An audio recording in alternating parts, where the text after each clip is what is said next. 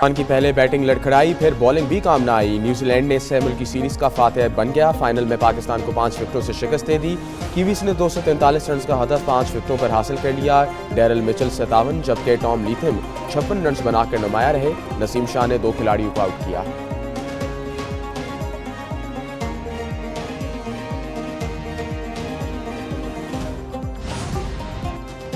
बड़े बड़े नाम हुए नाकाम, बाबर ना चला ना ही फखर जमान। पाकिस्तान के टॉप ऑर्डर ने एक बार फिर धोखा दे दिया।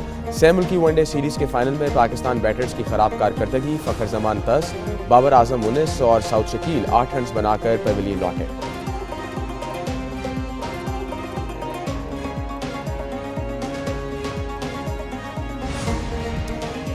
बाबर आजम के वनडे क्रिकेट में 6000 रन मुकम्मल। साबिक कप्तान ने न्यूजीलैंड के खिलाफ सैफ अफ्रीकी सीरीज के फाइनल में एजाज हासिल कर लिया। बाबर आजम 6000 रन मुकम्मल करने वाले पाकिस्तान के 11वें खिलाड़ी बन गए। बाबर आजम ने वनडे इंटरनेशनल में 19 सेंचुरियां और 34 मिस सेंचुरियां बना रखी हैं।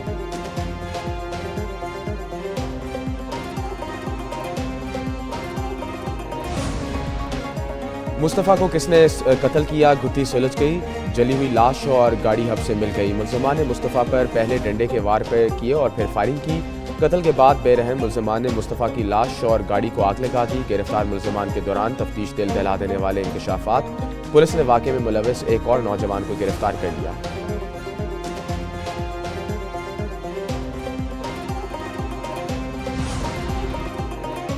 CBLC और वफाकी इदारे की मदद से शराज बुखारी उर्फ शाहनवाज को गिरफ्तार कर लिया। मुलजिम शराज ने पूरी वारदात का एतराफ़ किया, कत्ल का भी बताया। DIG CIA मुक़द्दस हैदर की प्रेस कॉन्फ्रेंस। कहा 6 जनवरी को मुस्तफ़ा अरमगान के घर आया, वहाँ दोनों ने झगड़ा किया। फायरिंग के करके कत्ल कर दिया गया। गाड़ी समेत मुस्तफ़ा को हब के इलाके में ठिकाने लगाया गया।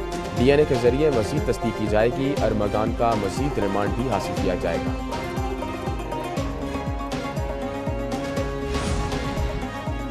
अरमगान ने मुस्तफ़ा आमिर को लड़की के मामले पर कत्ल किया। मुलजिम शराज की तहकीकात में इंकशाफात। बयान में कहा अरमगान ने मुस्तफ़ा को बहाने से घर बुलवाया और 3 घंटे तक लोहे के रॉड से तशद्दुद करता रहा।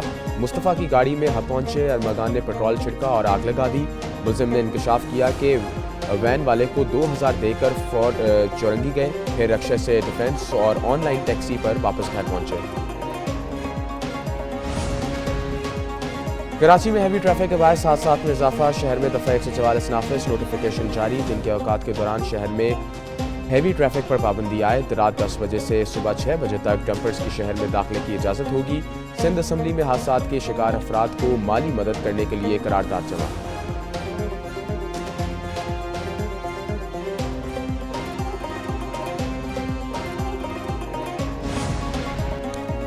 अमेरिका ने यूरोप को आज़ादी इजहार राय का लेक्चर दे दिया। डोनाल्ड ट्रंप कहते हैं यूरोप आज़ादी इजहार के हो चुका है।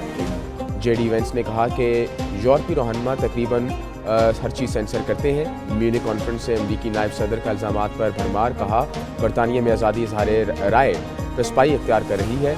ये सूरत हाल रूस से भी बड़ा ख़तरा है। यूरोप को सबसे बड़ा ख़तरा चीन या रूस से नहीं, अपने आप से है। अमेरिका का भारत को F-45 तैयारों समेत अरबों डॉलर का फौजी सामान देने का ऐलान। डोनाल्ड ट्रंप ने नरेंद्र मोदी के हमरा प्रेस कॉन्फ्रेंस करते हुए कहा इंतहा पसंदी और दहशतगर्दी का मुकाबला भारत के साथ मिलकर करेंगे। भारत ने अमेरिका को 70% तक टैरिफ दिया हुआ है। पाकिस्तान का अमेरिका की जानिब से भारत को असले की फराहमी पर तहफ़्फ़ुज़ात का इजहार। तर्जुमान दफ्तर ख़ारजा शफ़क़त अली खान ने कहा अमेरिका की भारत को असले की फराहमी से जनूबी एशिया के अमन में अदम इस्तेहकाम पैदा होगा।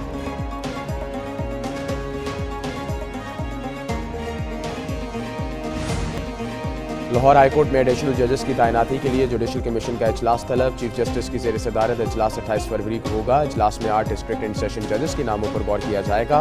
राजा गजनफर अली खान, कैसर नज़ीर भट्ट, अकमल खान के नाम ज़ेर गौर हैं।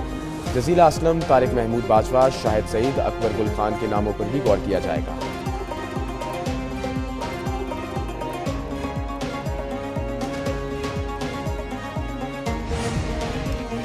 वज़ीर-ए-आज़म शहबाज शरीफ निजी सरमायाकारी को फ़रोग़ देने में SIFC के किरदार के मोतरफ। वज़ीर-ए-आज़म शहबाज शरीफ से वर्ल्ड बैंक ग्रुप के वफ़द की मुलाकात। पाकिस्तान में SIFC की जारी और मुमकिन इक़दामात पर तबादला ख्याल। SIFC पाकिस्तान में निजी शोबे की सरमायाकारों को फ़रोग़ देने के लिए मज़ीद बैनुल $20 मिलियन अमरीकी इकट्ठा करेगा। वज़ीर-ए-आज़म ने बरामदात के ज़रिए मुल्क की तरक्की पर तवज्जो देने पर जोर दिया।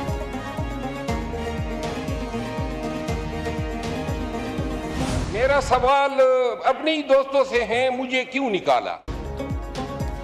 मुझे क्यों निकाला? शेर अफजल मरवत का कौमी असम्बली में नारा, हुकूमती अरकान का कहका, PTI अरकान खामोश रहे। शेर अफजल मरवत की आमद पर हुकूमती अरकान का डेस्क बजाकर इस्तकबाल। स्पीकर सरदार एयाज सादिक ने मुस्कुराते हुए कहा कि आप लोग इनको मरवा न देना। असद कैसर और बैरिस्टर गौहर ने शेर अफजल मरवत को मनाने की कोशिश भी की।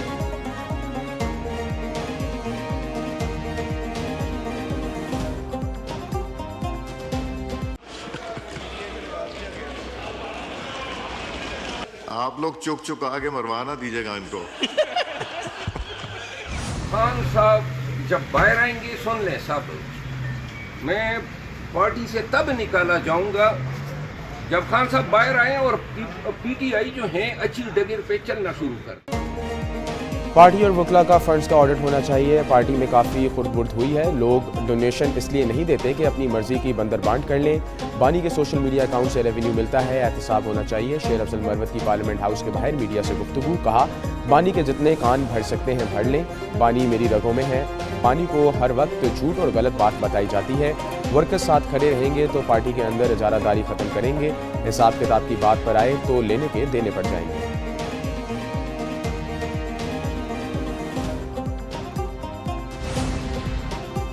हुकूमत ने मुज़ाकरात से राह फरार इख्तियार कर ली। चेयरमैन PTI बैरिस्टर गौहर कहते हैं बानी PTI ने कौम की नुमाइंदगी करते हुए संजीदा खत लिखा, सियासी मसाइल का सियासी हल निकालने की कोशिश की। PTI मेंबर्स को असम्बली में बोलने नहीं दिया जाता। हुकूमत हर तरह से नाकाम हो चुकी।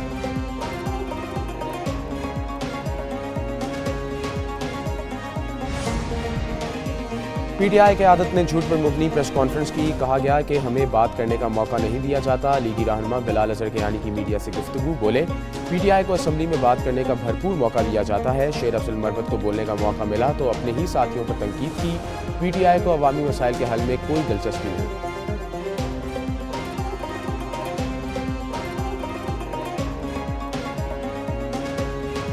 चीफ और आला हुकूमती अहदेदारान का ग्रीन पाकिस्तान इनिशिएटिव के मुख्तलिफ प्रोजेक्ट्स का दौरा। वज़ीर आला पंजाब वफाकी वज़रा दौरा करने वालों में शामिल। वज़ीर आला मरीम नवाज ने एग्री रिसर्च सहूलत सेंटर का भी इफ्तिताह कर दिया। आर्मी चीफ और वज़ीर आला पंजाब का GPI की कारकर्दगी पर मुकम्मल इत्मीनान का इजहार।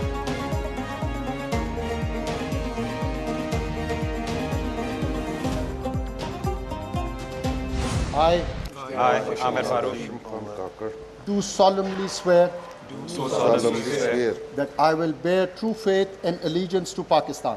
that I will bear allegiance to Pakistan. Supreme court के जजेस में इजाफा। नए 6 मुस्तकिल जजेस और 1 आर्जी जज ने हल्फ उठा लिया। तमाम जजेस से चीफ जस्टिस पाकिस्तान याहिया अफरीदी ने हल्फ लिया।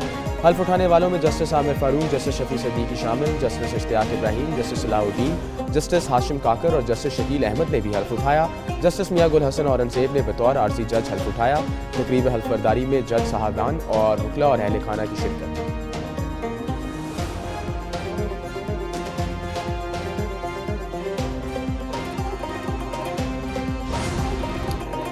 जब रेफरेंस आएगा तब देखी जाएगी। जस्टिस मंसूर अली शाह की सहाफ़ियों से गैर रस्मी गुफ्तगू, बोले कुछ गलत किया ही नहीं तो रेफरेंस का डर क्यों? किसी से कोई ज़ाती अना या इख्तलाफ नहीं।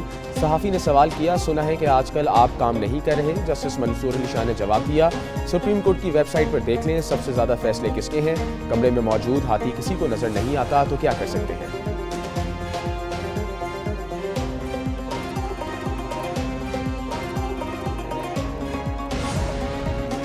पीका एक्ट नामंजूर। इस्लामाबाद में पीका एक्ट के खिलाफ सहाफ़ियों का एहतजाज। एम्बेसी रोड से एक्सप्रेस चौक की तरफ मार्च किया गया। मुजाहिरीन की पीका एक्ट के खिलाफ नारेबाजी, हाथों में प्ले कार्ड्स भी उठाए रखे।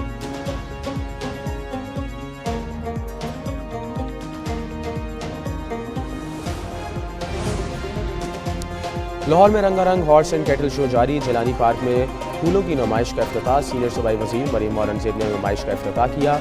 मरीम औरंगजेब ने खानों के स्टॉल सेके और शहरियों के हमरा सेल्फियाँ भी बनवाई। सूबाई वजीर बिलाल यासीन, DG PHA मोहम्मद ताहिर भी मौजूद थे।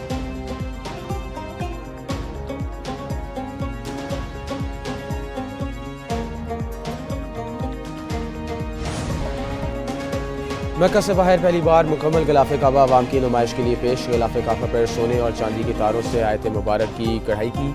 मुल्की और गैर मुल्की ज़ायरीन को गिलाफ काबा देखने की सआदत हासिल हुई।